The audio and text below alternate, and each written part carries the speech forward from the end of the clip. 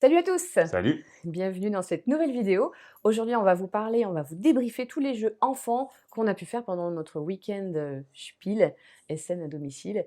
Donc, il y a eu quelques jeux enfants. On les a joués entre adultes, en se mettant dans la tête d'un enfant, tout en gardant un peu notre regard de connaisseur quand même.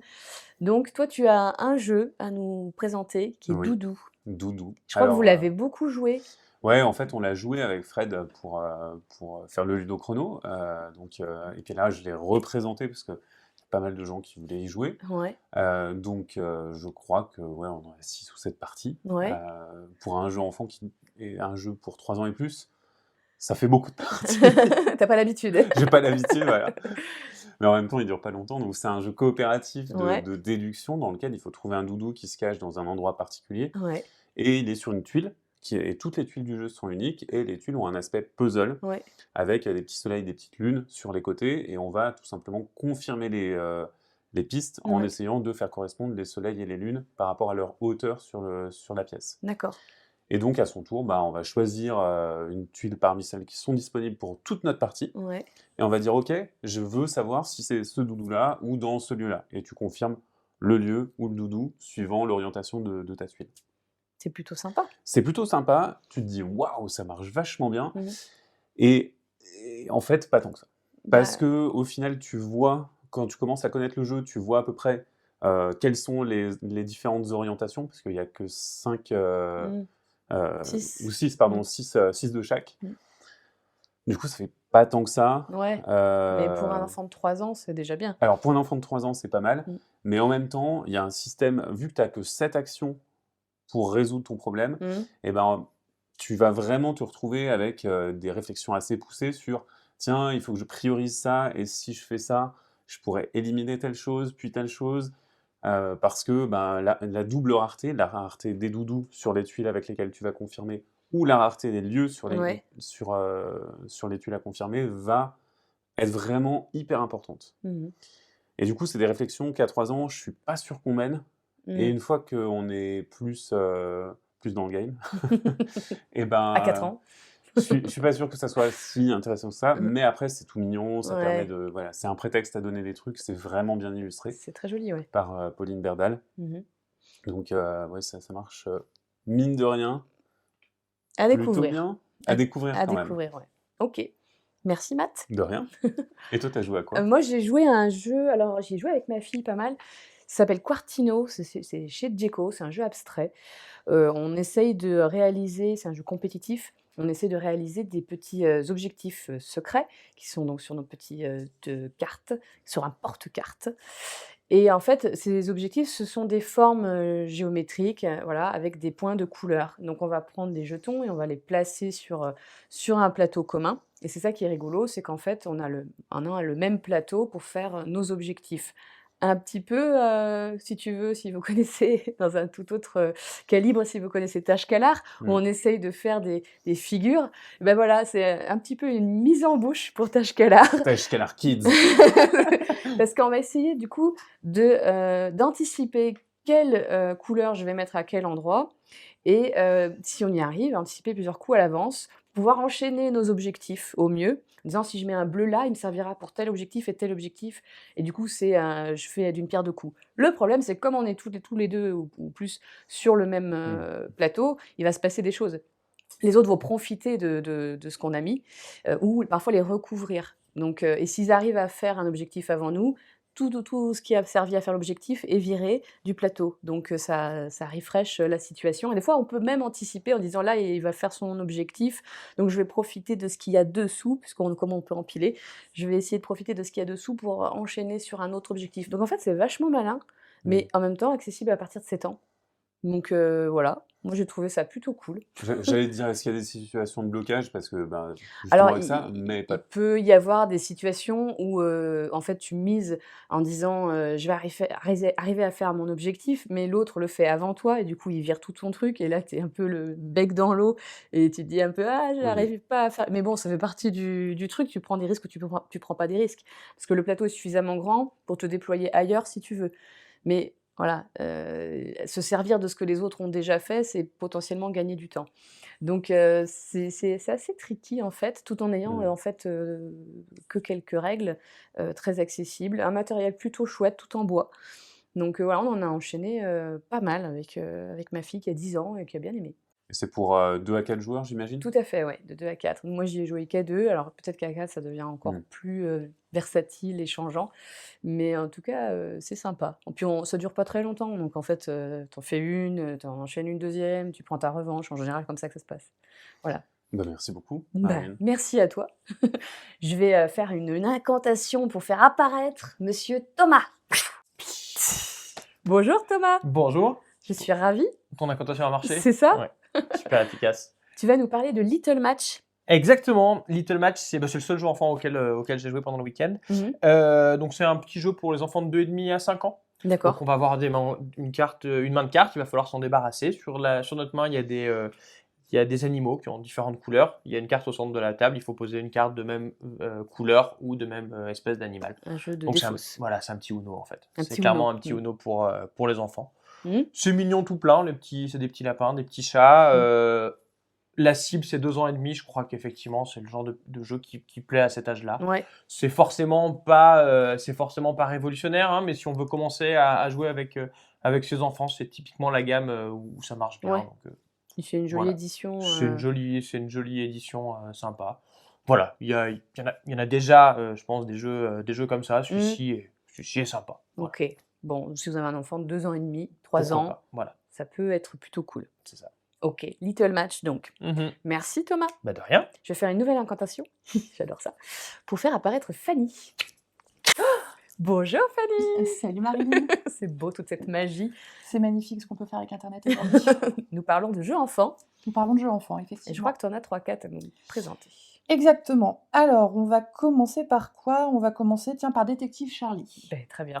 Détective Charlie, c'est un jeu qui va sortir chez Loki, donc c'est la gamme enfant de chez Yellow. Mm.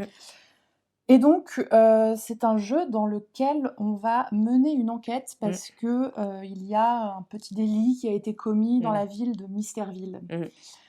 Autant le préciser tout de suite, c'est un jeu en campagne, un petit peu, c'est-à-dire qu'on va avoir plusieurs enquêtes à l'intérieur de la boîte et qu'au fur et à mesure du jeu, on va découvrir un peu plus les personnages et surtout le niveau de jeu va normalement se complexifier Ouais, un petit peu. les crimes sont de plus en plus tordus Tout à fait. et difficiles. Donc il faut vraiment considérer ça comme un premier jeu enquête et c'est une belle réussite. Mhm. C'est une belle réussite, la mécanique est très fluide, on lance un dé, on va déplacer notre personnage qui va pouvoir aller interroger un suspect. Un témoin, pardon, ce sont les Oui, témoins que oui, la petite enquêtrice interroge, et ça va nous permettre d'éliminer des suspects au fur et à mesure. C'est ça. Sachant que parfois il va falloir faire preuve d'observation, parfois de déduction. Ça fait appel du coup à plusieurs capacités, et c'est vraiment très bien, sachant qu'on a un peu un timing dans le jeu. La petite enquêtrice, elle adore prendre le thé avec ses amis, et si jamais on termine notre enquête après 17h, l'heure du thé, et ben elle va être un peu déçue parce qu'elle aura loupé le thé, il y aura plus de gâteau, tout le monde sera parti, et du coup ça nous incite quand même à essayer de résoudre l'enquête au plus vite. Ouais, ça met une petite pression. C'est met une petite pression. Donc voilà, c'est très agréable, c'est hyper accessible pour vraiment s'initier à l'enquête, à la déduction. Et c'est chouette. Donc quoi. c'est entièrement coopératif. Ah oui, pardon, je n'ai pas précisé, c'est entièrement coopératif. Et du coup, on essaye ensemble de résoudre l'enquête. Effectivement, on progresse dans le niveau de difficulté. Il y a combien d'enquêtes en tout? Il y en a 6 ou 7. Une fois qu'on a fini la campagne, pour le coup, c'est terminé. Fini. Mais bon, voilà, après on peut faire passer le jeu aux différents enfants de la famille et ce sera parfait. Très bien, donc ça c'était Détective. Ça c'était Détective Charlie. Chez Loki. Chez Loki, tout à fait. Tu voulais nous parler aussi de... Alors, je vais enchaîner avec Guzzle. Guzzle. Alors, Guzzle, c'est un jeu chez Djeco. Ouais. Et c'est un combat de puzzle. C'est une course de puzzle. Ah oui, d'accord. Alors, sur le papier, l'idée est bonne, parce que combat de puzzle, pourquoi pas, ça peut être rigolo. Chacun fait son puzzle. Voilà, chacun fait son puzzle dans son coin. Il n'y a pas forcément d'interaction, mais c'est pas le principe. C'est vraiment revisiter un peu le puzzle, comment on peut un peu arriver ça a à... déjà été fait, ça, mais ouais. Mais voilà, Mmh. sur le principe, c'est chouette. Et Mmh. puis ça marche bien avec Djeco, ce que fait Djeco en général, parce que Djeco, c'est pas que du jeu de Oui, c'est société, aussi c'est du aussi puzzle. du jouet. Mmh. Du coup, on se retrouve avec un matériel qui est vraiment très joli. Mmh. On regarde les pièces du puzzle, c'est du bois, Mmh. c'est pas du carton, enfin, Mmh. c'est fait avec soin. Mmh. Sauf que, donc c'est une course. Mmh. Il faut le plus vite possible essayer de reconstituer son poulpe avec un certain nombre de tuiles spécifiques qui sont imposées. Ouais. Donc on va être amené à faire et à défaire ce qu'on est en train de construire. Mmh. Sauf qu'en fait, nous, en tout cas sur l'exemplaire qu'on a eu, il y a certaines pièces qui s'emboîtent mal et qui Ah. se déboîtent mal. Ah. Donc autant dire que quand tu es dans une course, c'est absolument pas l'idéal. Mmh. En plus de ça, donc c'est un jeu qui est recommandé à partir de 6 ans. On y a joué donc entre adultes. Mmh. On se dit ouais, entre adultes c'est facile, on va prendre le niveau le plus difficile tout de suite. Ah. Et on a vraiment galéré. Ouais, ça c'est plutôt bien. Alors c'est très bien, mais du coup pour un enfant ça paraît Il compliqué. va pas commencer par le plus difficile. On a lui. essayé un niveau Ouais. un peu intermédiaire, Ça restait dur. ça restait pas évident. D'accord. Ça restait vraiment pas évident parce que du coup le poulpe il est muni de plein de tentacules qui s'enroulent dans tous les sens. Mmh. Il faut arriver à gérer le fait que le poulpe se termine Mmh. avec le nombre de pièces qu'on nous impose d'utiliser au minimum. Il faut vérifier que les pièces vont bien s'emboîter. Enfin, c'est un casse-tête. Ouais. Pour C'est le un coup, casse-tête, en un fait. vrai casse-tête. On a l'impression que Mmh. c'est un jeu qui va être rapide, où le puzzle il va être fait en 10 secondes et que ça va vraiment être un jeu de rapidité, mais Mmh. au final, la rapidité, c'est pas Mmh. ce qui va faire le fort du jeu. Alors après, il propose aussi différentes variantes où on peut essayer de faire un modèle imposé, mais je pense que c'est encore plus complexe, quoi. Ah. Donc, Mmh. dans l'idée, on avait quelque chose au départ qui semblait vraiment chouette, Mmh. et dans l'exécution, Ça coince ça un coince petit un peu. petit peu. Ouais. Ok. Je sais pas si la cible du jeu, elle est vraiment Idéal. idéale. C'est des Et en même- experts du puzzle. Voilà, mais en même temps, pour des adultes, c'est pas forcément non plus hyper Pas forcément, attractif, quoi. mmh. Donc voilà, un Ok. peu mitigé sur le positionnement du jeu, quoi. Mmh. Ok, donc Guzzle. Guzzle. On enchaîne avec Monster Soup. On va enchaîner avec Monster Soup. Alors Monster Soup, c'est le premier jeu de la gamme enfant de chez Matago. Mmh. C'est un jeu qui visuellement est hyper attrayant. C'est Mmh. hyper coloré. Ça donne vraiment envie. Ça a l'air fun. Ça a l'air fun. Le principe, c'est qu'on est des monstres et qu'il faut qu'on essaye de faire notre soupe Ouais. la meilleure possible en allant gagner des petites pièces de slime Mmh. qui sont des points de victoire en gros qu'on va pouvoir mettre dans notre soupe qui va faire qu'elle va être encore meilleure. Mmh. Ça se déroule en 4 manches et en fait c'est de la reconnaissance visuelle. Mmh. C'est de la Tactile. reconnaissance tactile parce Mmh. que nous sommes privés de notre sens de la vue. Mmh.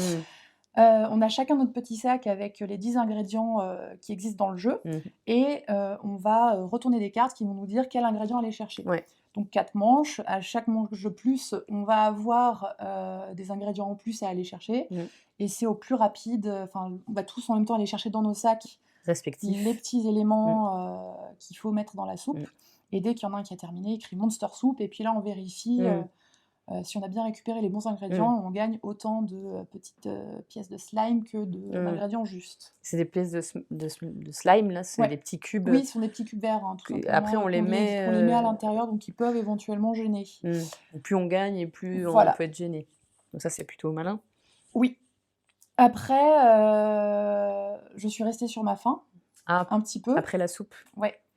Dommage. Le problème, c'est qu'en fait, je pense que je l'ai comparé directement à Maître Renard, qui fonctionne sur le même principe. L'aspect Tactile, où on va tactile. tous aller essayer de récupérer En aveugle.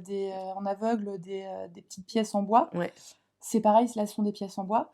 Et du coup, je suis restée fixée sur cette idée de Maître Renard qui, pour moi, était vraiment un excellent jeu. Et du coup, là, je suis restée un peu dans l'attente parce qu'entre les différentes manches, il n'y a pas forcément d'ajout d'éléments perturbateurs. C'est juste qu'on va devoir aller chercher de plus en plus d'ingrédients. Et du coup, je pense que j'en attendais un peu trop. Après, c'est pas le même âge. Ouais, c'est ça. C'est pas le même âge. Monster Soup, il est recommandé à partir de 6 ans. Ouais.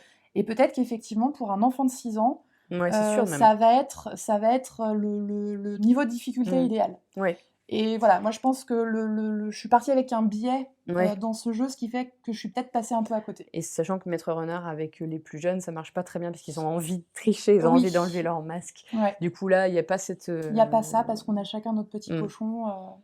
Et c'est Covid friendly. Et c'est Covid friendly, ce qui est très important Parce qu'on en a cette chacun notre période. petit pochon, hein, on se mélange pas Ouais. nos miasmes dans la... Mais du coup, voilà, je pense j'ai pas eu l'occasion de le tester avec un enfant, donc à réessayer dans cette situation. Ouais, tout à fait.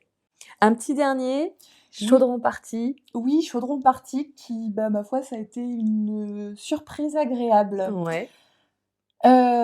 J'y suis allée un peu avec de la réticence parce qu'après avoir lu les règles, je me suis dit: «Ah ouais, c'est bon, c'est juste un memory de plus». Ouais. Pour resituer un peu le jeu, on se balade dans une forêt à la recherche d'ingrédients qui vont nous permettre de préparer des potions et de jeter des incantations.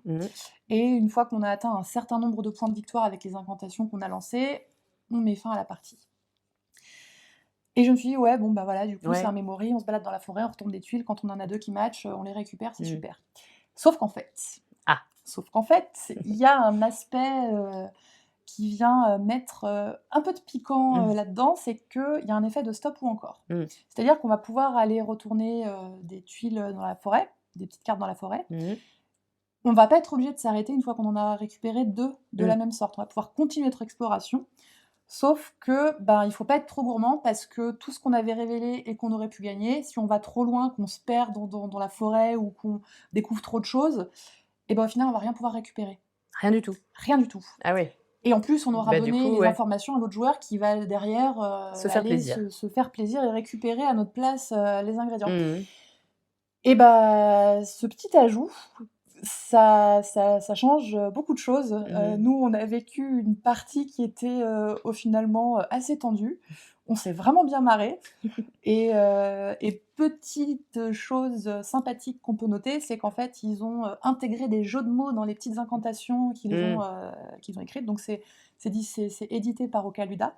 Et on retrouve des Oka quelque chose, le nom des autres jeux qu'ils ont fait. des autres jeux, le nom des éditeurs. Enfin, et du coup, c'est très très chouette et c'est un vrai bon petit memory. Ok, bah c'est cool de découvrir qu'il y a encore des Il memories y a encore des memories qui arrivent à se renouveler. qui arrivent à apporter quelque ouais. chose Ouais. en 2020.